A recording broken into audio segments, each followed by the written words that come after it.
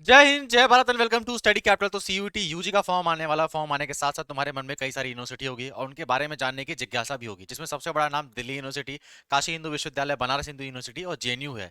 ठीक है। तो तुम्हारे फॉर्म आने से पहले क्यों ना इनकी इन्फॉर्मेशन आपको दे दी जाए कि आपका प्रोसेस क्या होता है आपके यूनिवर्सिटी में एडमिशन लेने से लिए। ठीक है। मैं सारी बातें क्लियर करूंगा इसमें, फॉर्म भरने से लेके तुम्हारा रिजल्ट आने तक की चीजें। तुमसे एक छोटी सी रिक्वेस्ट, अगर तुमने वीडियो पे क्लिक किया है तो प्लीज वीडियो को लास्ट तक देखना। मैं लास्ट में तुम्हारी मदद भी करके जाऊंगा, तुमको 2025 का ऑफिशियल सिलेबस एंड आपको 2022 के, 23 के एंड 24 के पीवाईक्यू भी प्रोवाइड करा दूंगा। माफ करिएगा, 2025 का सिलेबस तो अभी नहीं आया, 2024 का आपको मैं सिलेबस प्रोवाइड करा दूंगा। सिलेबस में आपको कोई चेंज नहीं आएगा। ठीक है। क्योंकि हमारी तैयारी शुरू करने के लिए मोस्ट इंपॉर्टेंट चीज है सिलेबस, क्या टॉपिक्स आते हैं एंड पीवाईक्यूज किस प्रकार के क्वेश्चन आते हैं। तो तुम्हारी पहली मदद आज मैं ही करके जाने वाला हूं। पर हाँ, वीडियो के लास्ट तक रुकना, क्योंकि लास्ट में ही सीरियस ऑडियंस बचेगी। इंस्टाग्राम वाली ऑडियंस वहां तक नहीं टिक पाएगी, उतना उनका फोकस लेवल होता नहीं है। ठीक है। तो देखो, Banaras Hindu University BA honours program, step by step complete process कैसे होगा एडमिशन। तो पहला डाउट तो तुम्हारा मैं यही क्लियर कर देता हूं, बीएचयू में केवल ऑनर्स होता है, बीएचयू में प्रोग्राम नहीं होता। सर, ऑनर्स और प्रोग्राम क्या क्या होता है, मतलब ऑनर्स कोई बड़ी डिग्री होती है क्या? हाँ, ऑनर्स की थोड़ा सा वैल्यू ज्यादा होती है प्रोग्राम के मुताबिक। ठीक है। देखो, अगर आपको मैं सिंपली समझाऊं ऑनर्स क्या होता है और प्रोग्राम क्या होता है, तो प्रोग्राम में मान लो मेरे ऑनर्स में सब्जेक्ट है हिस्ट्री ऑनर्स, इकोनॉमिक्स और ज्योग्राफी। प्रोग्राम में भी मेरे सेम सब्जेक्ट हैं, हिस्ट्री है, इकोनॉमिक्स है और ज्योग्राफी है। प्रोग्राम में क्या होता है, मैं तीनों सब्जेक्टों को 4 साल पढ़ूंगा। 4 साल, क्योंकि मेरा यूजी 4 साल का हो चुका है ना, तो मैं तीनों सब्जेक्टों को 4 साल पढ़ूंगा। लेकिन जब मैं ऑनर्स करता हूं तो जब मेरा मैं पहले 3 साल अपने तीनों सब्जेक्ट पढ़ूंगा, हिस्ट्री, इकोनॉमी, ज्योग्राफी। लेकिन चौथे साल जो भी सब्जेक्ट मेरा ऑनर्स होता है उस साल केवल मैं वही सब्जेक्ट पढ़ूंगा, तो इसको ऑनर्स डिग्री कही जाती है।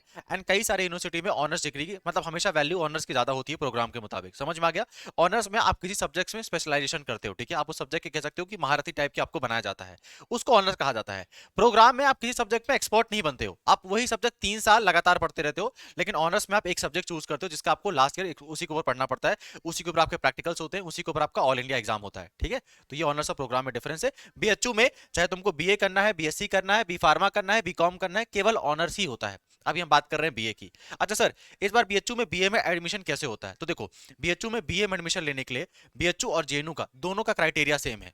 जेएनयू और बीएचयू ने क्या कह के रखा हुआ है सर, कि अगर आपको बीएचयू आना है, या मैं बीएचयू जेएनयू के नाम ना कह के आपको ये बताऊं कि 90% ऑफ द यूनिवर्सिटीज यही क्राइटेरिया फॉलो करती हैं। अगर तुमने ये पेपर को मिस कर दिया, दैट मींस तुम अपनी नैया डुबाने के लिए खुद ही तैयार बैठे हो। आप बैल मुझे मार वाली स्थिति आपने खुद ही अपने लिए क्रिएट करके रखी है और किसी ने नहीं कहा है।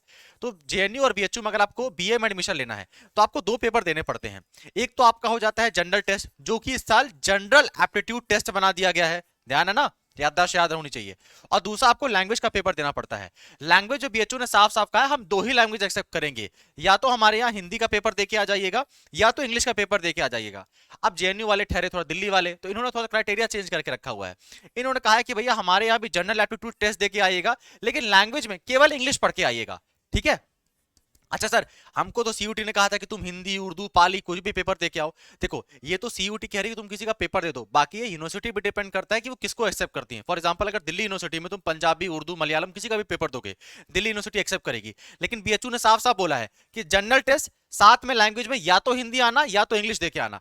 अगर तुमने पूरे भारत में टॉप भी कर दिया है जनरल टेस्ट में, पर तुमने अगर लैंग्वेज में इंग्लिश हिंदी का पेपर नहीं दिया, बीएचयू तुमको भाव भी नहीं देगा। ठीक है। क्योंकि बीएचयू का एलिजिबिलिटी क्राइटेरिया है और तुमको इसको फिलअप ही करना पड़ेगा।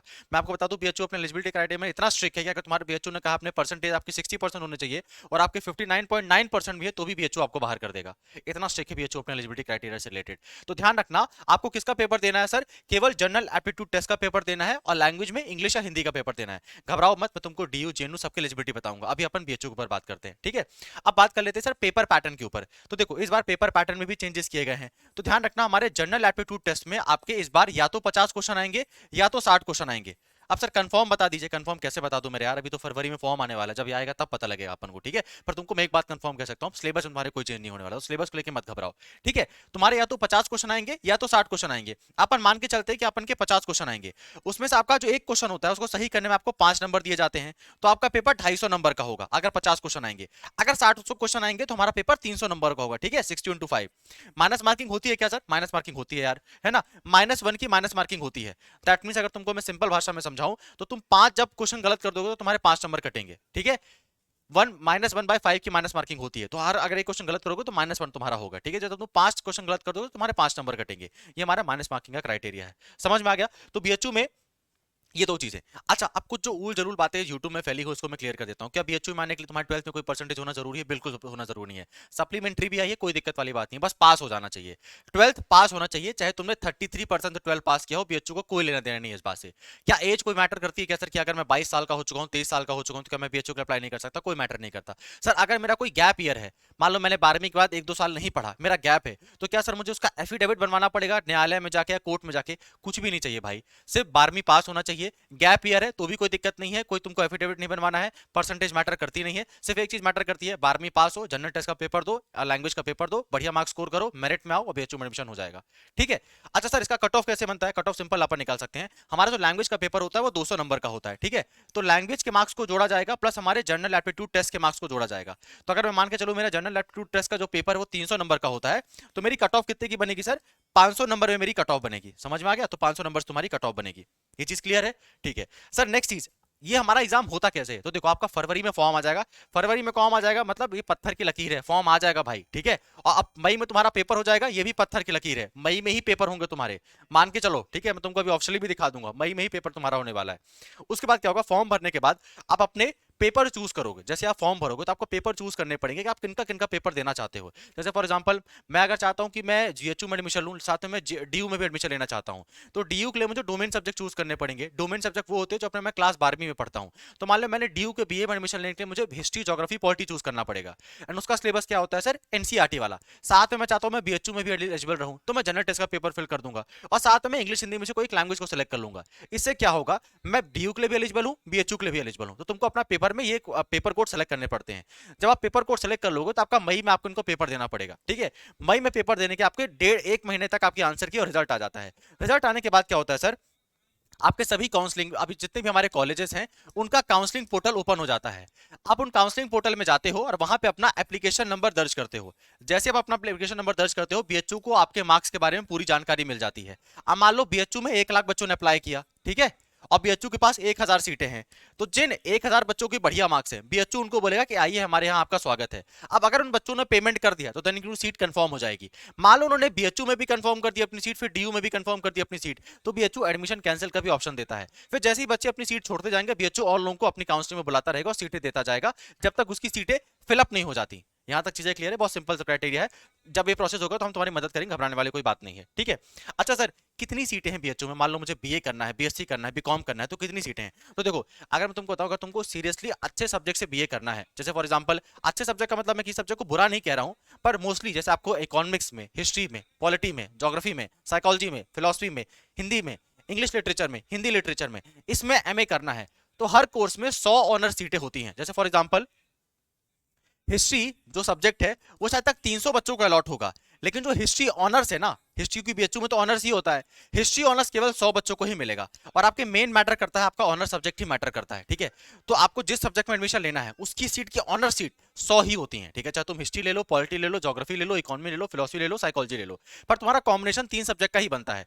तुमको हिस्ट्री के साथ 2 सब्जेक्ट और लेने पड़ेंगे, चाहे तुम फिलोसफी, ज्योग्राफी, जो तुमको रखना है वो रख लो, ऑनर्स मेन होता है तुम्हारा। साथ में तुमको एक लैंग्वेज पेपर पढ़ने के लिए दिया जाता है, वो आप लोग पढ़ सकते हो। तो ये आपका बेसिक क्राइटेरिया होता है फॉर बीएचयू के लिए। अच्छा सर, इसके बारे में और हमको डिटेल जानकारी और बता सकते हैं क्या, कि जैसे कि हम अपनी सीट चेक कर सके कि एससी में कितनी सीटें हैं, एसटी में कितनी सीटें हैं? इसके ऊपर तुमको मैं डिटेल वीडियो जरूर बनाऊंगा। फिर भी अगर तुम्हारा मन है तो तुम्हारे मन के लिए व्हाट्सएप चैनल हमारा ज्वाइन कर लेना, उसमें मैं तुमको बीएचयू का बुलेटिन पीडीएफ सेंड कर दूंगा, ठीक है। बीएचयू का आधिकारिक बुलेटिन पीडीएफ है, इसमें हर कोर्स में कितनी सीटें हैं, कहां सीटें हैं, कैसी सीटें हैं, कितनी सीटें हैं, सब कुछ जानकारी दी हुई है। तो तुम चाहो तो इसे भी चेक कर सकते हो, मैं तुमको व्हाट्सएप में इसको प्रोवाइड करा दूंगा। या तो पढ़ाई में ध्यान लगा मेरे भाई, इस चीजों को तो तेरे को बता ही दूंगा, ठीक है। इसमें तुमको घबराने वाली कोई बात है ही नहीं। अच्छा, एक और चीज सर, आपने कहा था हमारा पेपर फरवरी में ही हो जाएगा और पेपर हमारा फॉर्म फरवरी में आ जाएगा, पेपर मई में हो जाएगा, ऐसा कंफर्म कैसे होके कैसे बोल सकते हो? क्योंकि देखो, लास्ट ईयर का आपको मैं दिखाता हूं, लास्ट ईयर कब आपका फॉर्म निकला था।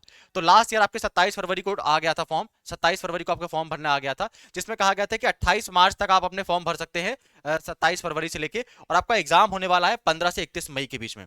बोले सर, लास्ट ईयर की बात थी ना, इस बार कौन सी पत्थर की लकीर है? भाई एक बात बताओ, जब इन्होंने सीयूटी पीजी का एग्जाम में चेंजेस करने के बाद 7 दिन के अंदर फॉर्म रिलीज कर दिया, तो तुम कौन से तीर खानो कि तुम्हारा पेपर लेट होने वाला है?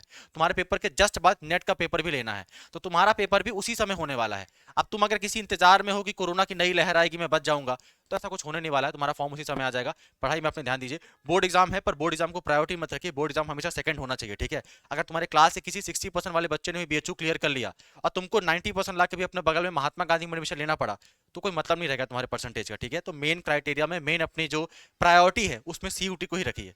लास्टली, अगर तुम वीडियो यहां तक देख रहे हो तो भैया अपनी पीठ थपथपाओ, ठीक है। क्योंकि मैं अपने विद स्टैट आपको प्रूव कर सकता हूं 90% ऑफ द ऑडियंस यहां तक वीडियो नहीं देख रही हो, पहले 10 मिनट में ही भाग चुकी है।